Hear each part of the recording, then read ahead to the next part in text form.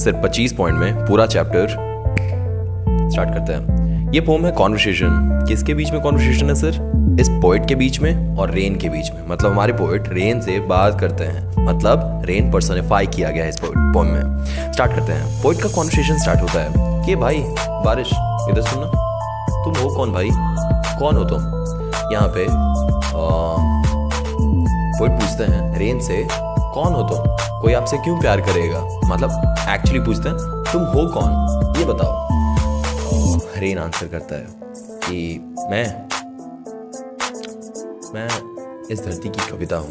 मतलब I mean pome of the earth. ये धरती हमें गाता है, मैं इसके आवाज में हूँ, मैं ही साउंड प्रोड्यूस करता हूँ इस अर्थ के लिए। मैं राइज होता हूँ अर्थ से ही, वेपर बन के ऊपर चला जाता हूँ, और मैं खुद वेपर बन के वहाँ एक क्लाउड बन जाता हूँ। मैं उस जर्नी को कंप्लीट करने के बाद बहुत ऊपर चला जाता हूँ। मैं उसके बाद वापस अर्थ पे आ जाता हूँ, मैं पानी बन जाता हूँ। ये साइकिल चलता रहता है। ये सिंबलाइज करता है लाइफ के रिन्यूअल को, लाइफ के एक फेज के मौत को और दूसरे फेज के बिगिनिंग को। ये बताता है कि एक टाइम पे मैं किसी और रूप में होता हूँ और दूसरे टाइम पे मैं किसी और रूप में होता हूँ। मैं कभी होता हूँ एक जगह पे और कभी नहीं होता हूँ। मतलब लाइफ कितना रिन्यूअल है, कितना क्विकली अपने आप को ट्रांजिएंटली बदल लेता है। रेन प्यास बुझाता है उन प्यासों की, प्यूरिफाई करता है एयर को, नॉरिश करता है उन सीड्स को और बढ़ने देता है, ग्रो होने देता है, ब्लूम होने देता है। अर्थ के लाइफ को सस्टेन करने के लिए कितना बड़ा पार्ट करता है ना ये। पोएट और ड्रॉ करते हैं कंपैरिजन कि ये रेन और पोएट्री, मतलब just as rain originates from the earth and returns to it, poetry arises from the soul and returns to inspire humanity. मतलब बारिश स्टार्ट होती है धरती से और धरती पे वापस आ जाती है।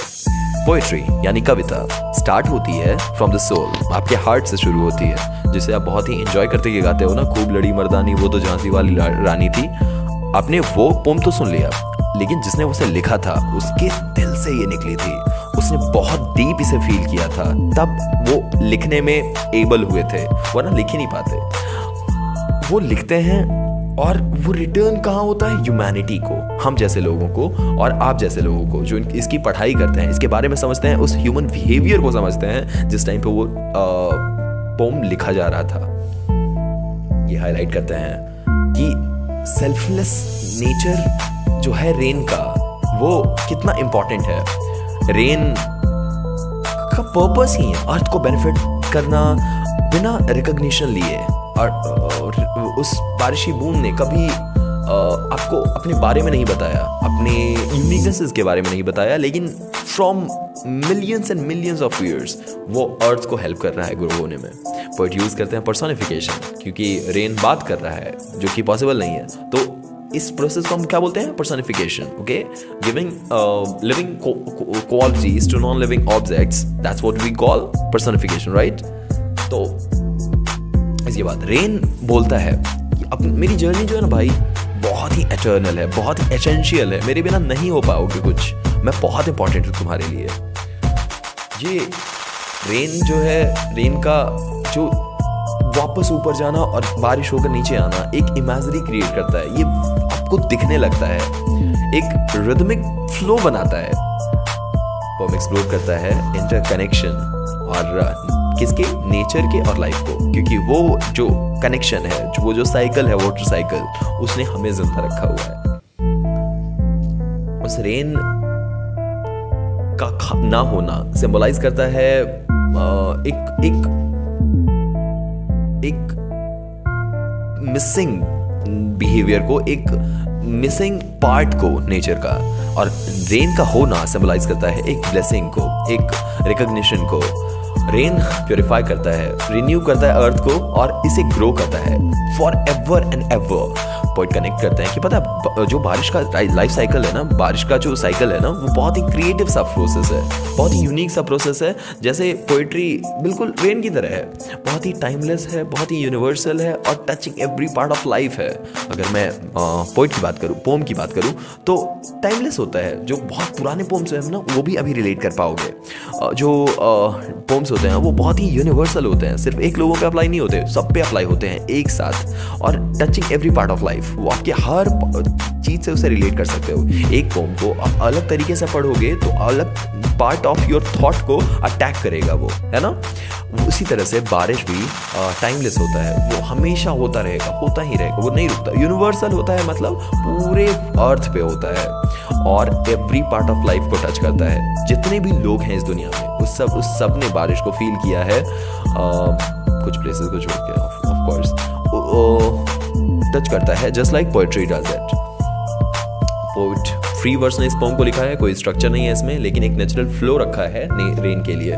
ये सिंप्लीफाई करता है रेन के डायलॉग को और कन्वे करता है एक प्रोफाउंड इम्पैक्ट के बारे में जो रेन और नेचर मिलके हमारी लाइफ में बनाते हैं। पोम एंड होता है एक रिफ्लेक्टिव नोट के साथ और ये नोट है रेन के बारे में, जो कि सिंबल होता है renewal of harmony and humanity का और नेचर का हमारे लिए। आई विश ये चैप्टर आपको अच्छी तरह समझ में आ गया होगा। एक बार मैं फिर से समराइज करता हूँ ताकि कोई स्कोप बचे ही ना आपके अंडरस्टैंडिंग ना होने का। स्टार्ट करते हैं। सबसे पहले पोइट एक कनेक्शन बनाते हैं पोम की हेल्प से। पोइट और रेन का दोनों एक दूसरे से बात कर रहे हैं। स्टार्ट होता है, पोइट बोलते हैं रेन को, ए भाई हो कौन तुम? तो रेन बोलता है मैं धरती की कविता हूँ, मैं अर्थ का एक पोम मान लो मुझे। मैं धरती से वेपर बन के उड़ जाता हूँ भाई और ऊपर जाके क्लाउड्स बनाता हूँ और उस जर्नी के बाद मैं और ऊपर चला जाता हूँ अपवर्ड्स और उसके बाद मैं डिसेंड बैक हो जाता हूँ टू द अर्थ और वो उस टाइम मेरा फॉर्म होता है वाटर। ये साइकिल कंटिन्यू होता रहता है। ये सिंबलाइज करता है कि लाइफ कितना जल्दी बदलने वाला है और हमेशा बदलता रहता है। रेन क्वेंच करता है, प्यास बुझाता है सारे लोगों की जिनको ये चाहिए होता है।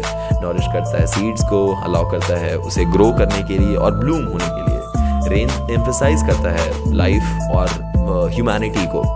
पोइट ड्रॉ करते हैं एक comparison between rain and poetry और इसमें पता चलता है कि अर्थ में जैसे बारिश होती है उसी तरह से हमारे दिल में वो कविताएं होती है और ये सबके लिए होती हैं। और हाईलाइट करते हैं सेल्फलेस नेचर के बारे में जो कि रेन का है। वो खुद पे कभी क्रेडिट नहीं लेता लेकिन हम सबको एक बहुत लंबे टाइम से प्यास बुझा रहा है। वो और बताते हैं कि रेन का जो पर्पस है वो बेनिफिट प्रोवाइड करना है लेकिन उस बेनिफिट के लिए वो कभी रिकॉग्निशन नहीं मांगता। वर्ड यूज़ करते हैं पर्सोनिफिकेशन क्योंकि रेन को वो ह्यूमन वैल्यू दे रहे हैं और ह्यूमन की तरफ से बात कर रहे हैं तो उसे पर्सोनिफाई कर रहे हैं। नेचर बोलता है अपनी जर्नी के बारे में कि मैं बहुत ही एटर्नल हूँ भाई, मैं बहुत ही एसेंशियल हूँ, मैं बहुत ज़रूरी हूँ तुम्हारे लिए। जब ये बारिश हो रही होती है तो ये एक इमेजरी का इम्पैक्ट बनाता है, एक इफेक्ट बनाता है और एक रिदमिक फ्लो बनाता है जिससे हम इसे फील कर पाते हैं। पोएट एक्सप्लोर करते हैं इंटरकनेक्शन किसके नेचर के और लाइफ के बीच में। वो ये भी बताते हैं कि उसका होना एक ब्लेसिंग की तरह है और रेन प्योरीफाई करता है और रिन्यू करता है हमारे अर्थ को जिससे हमारा अर्थ ग्रो होता है। पोएट कनेक्ट करते हैं रेन के साइकिल को एक क्रिएटिव प्रोसेस से कि बहुत ज़रूरी है ये।